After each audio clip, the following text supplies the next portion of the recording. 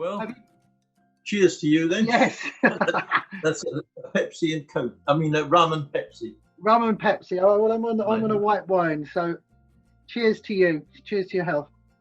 So we can now just talk. Yeah, yeah. I just wanted to get a little bit, Charles, about your background. As I understand, you are a self-taught artist. Yes, I mean, obviously, I mean, when I was a little kid, I drew and painted a lot, and I had, you know, and I'm talking about small when I was 5 and 6, and it was during the war. And I drew a lot of aeroplanes, you know, Spitfires shooting down Messerschmitts, and then when I got a bit more mature, me and my sisters used to enter a local, you know, we came in the borough of Lewisham, no, Beckenham, well, anyway, I can't remember exactly, but they used to have a kids exhibition, and we nearly always used to get sort of first and second or things like that in that.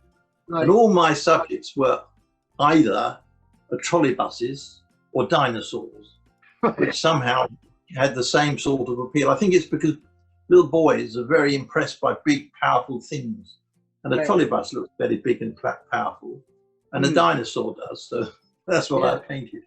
But and I went on doing it, dabbling, and then I gave it up more or less until I left my work at BT, where I was a sort of working on image processing. One of the things I did at that time when I started you know, when I was coming up to retirement and got interested, because I retired. I took the earliest retirement that was possible, but then and then I went back because they kept, you know, a bloke kept trying to persuade me to go back because I was quite a good ideas man. Right. There was a lot of very good guys around engineering, but they didn't have so many ideas. So I went back, and then I was there for another few years. But all the while I was doing that, I was beginning to get into the art scene in Ipswich, which was quite hard. I was spurned at first. But there was they have an annual Ipswich Art Society Open, which is the big thing in the area, right? Mm-hmm. And it was known to be quite hard to get into. But I thought, you know, nevertheless, I would put something up, and I did. And amazingly, it was accepted. So I thought, oh, you know, and then you had to apply to join. So, you know, you weren't a member. You couldn't be a member unless you'd been accepted. And I sent some stuff off to them, and they turned me down. And I was bitterly disappointed, and a bit sort of, as you could be. Yeah. And but then after that, I didn't try again for quite a long time. But and eventually, well, I've been not going to this long time. But anyway, yeah, I've been a member now for a long time. But don't let me exaggerate that. You know, it was a bit, you know, a bit of a shock to me when I got this letter saying, you know, no, you can't join us. Because it's a judgment of your whole thing that you're keen on. Right. I mean, what I like about your work is it seems to me, and we're about to find out over the next half an hour or we're about to find out, but it seems to me that the art that you do is very personal on one hand, and on the other, a point of view. Is that right? Am I on the right lines there? You're absolutely on the right lines. It's a bit more blurred than a point of view. It's that I'm somebody who, I don't have a sort of package deal. I'm not a lefty or righty. I don't have a pack. I see what I see, and you know, without feeling, I don't say I immediately decide. I have an open mind about a lot of things, so I'm not so you know, stuck into the views that I have to keep painting. I must do this. But every now and again something strikes me, and in one particular painting, which we can discuss later, it came about in a way that's very very easy to explain why I painted that painting. Yeah. But it rather typified the way why I paint every painting. Something's happened to me or struck me that I want to comment on, and so I do. Just following on from what you're saying there, in terms of how you project. It's not so much these are my views and this is my art to express it. No. What you're saying is it's more reflective of a situation that's happening, your emotion about that situation, and then you portray art with your thoughts on that. Absolutely, absolutely. And in fact, I've noticed with my work, most of the time, there's no answers, it's questions. Do you know what I mean? My pictures, that one in particular, has a question associated with it. And when you say that one, Charles, you're talking about we good, them bad. Tell us about we good, them bad, Charles, and how that reflects your art. Well, it's a strange thing. My wife had been listening to a program once, a few years ago, before I did these, about these kind of issues. And there was some guy who she said was a Yank, said he thought 90% of the problems in international world were caused by people taking the attitude, we good, them bad.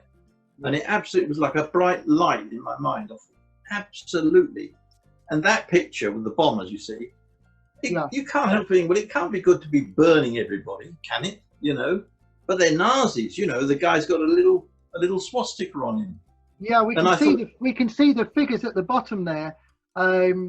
We've got the bombers above, and we've got you can see that the chap is in shorts. So is that a Hitler Youth? It's a Hitler Youth. In other words, he joined what was equivalent to Boy Scouts at the time. What really was my question was like, these bomber pilots were absolute heroes, right? But they were frying all these people. And then I thought, wait a minute, if I would have been Churchill at the time, that's what I would have done. Their bombers couldn't see anything really. That that the Americans had some sort of daylight attacks and they could see the factories and bomb them, but our lot couldn't. They went over in the total pitch dark and they could just about make out a big city. And so Churchill said, well, bomb the city, smash them to bits. And that's what I would have done. And I'm thinking, for God's sake, why, what would you do? And it's a question. How do you deal with that question? And that was what that, and yet it isn't coming out with some, dogmatic answer. It's just showing you something and you can think about it yourself. But the name, we good, them bad, is exactly what it's about. Are we good? Were they bad? Well, they were bad, but then maybe we were bad, or so that's the kind of thinking that led to me to do that print.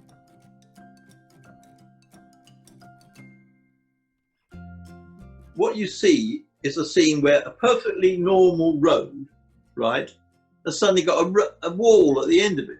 The guy was driving his bus. What? Yeah. There's a wall there, and there's a kind of atmosphere of in one corner there's a guy about to knife somebody, I think, and things like that. And it was about this feeling that we had reached a point where it wasn't absolutely clear what we were going to do to deal with the way the world has become. And in the sky there's a kind of weird eye, isn't there, and things like that. And that picture was, and then but forget why it was like that or what it was like. The real figure is the guy in the Nazi helmet, because he realizes it's an opportunity, just like probably this stupid virus is going to be an opportunity for some people. But luckily that's not something, where you can get people to gang up on people. But any big event that happens can offer an opportunity for someone who wants to seize power somehow or other on some level. And there he is sort of thinking, this is all right. And, everyone else is horrified. But to him, it's quite good, So again, it's only a picture, but it has, the big point is that what was going on before, the bus would have gone on and past that place and people would have gone back and forth.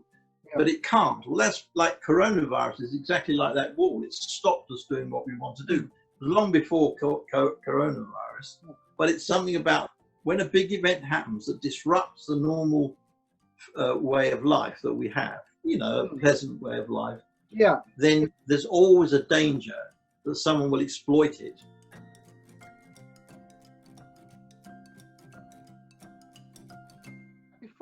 Before I ask you about this picture, it's Happy Town I want to speak about.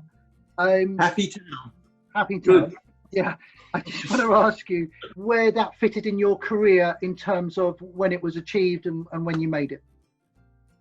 Well, it was fairly early on in what what I would call the phase when I had a little bit of kudos. You know, people were beginning to think I was all right. I live very near the port and often go down there, and you get these great big container boats and the old cranes coming out and picking stuff up or putting it on it, and it's sitting there. And I could see, you know, basically a load of stuff was coming in, and I knew from looking at the lorries when they came out.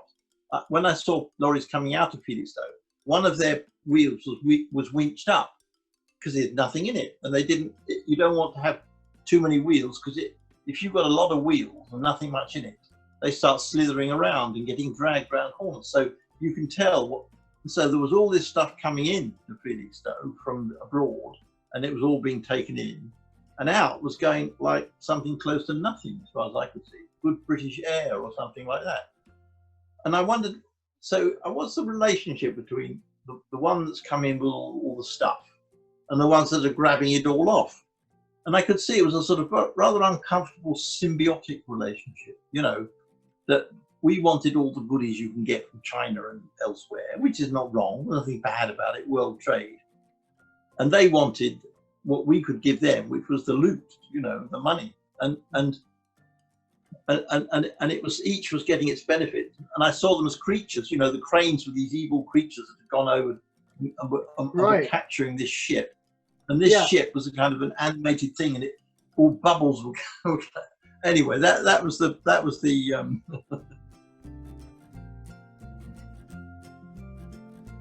Also on the prints, before we leave them, there was one that really spoke to me.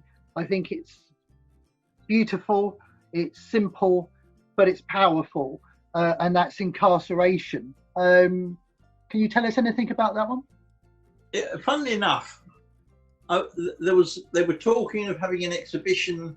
What's that society that is always worried about people that have been thrown into jail for no reason? It's got a name. So, what, you know the one I mean? There was a whole society against it. I can't remember. It was not anyway, Amnesty, is it? Is it Amnesty? Amnesty International, yeah. Yeah. Well, I was late with that one, and it was too late for the exhibition. Right. But I just had this vision of this guy. Well, all he could see was a little square of boom, and that was what he could see. And there he was, stuck forever, you know, probably because he did, as I say, he said the wrong thing or wrote a pamphlet. I mean, you know, I'm not saying everybody incarcerated is totally unjust and it's awful, but I mean that I just was trying to be that guy.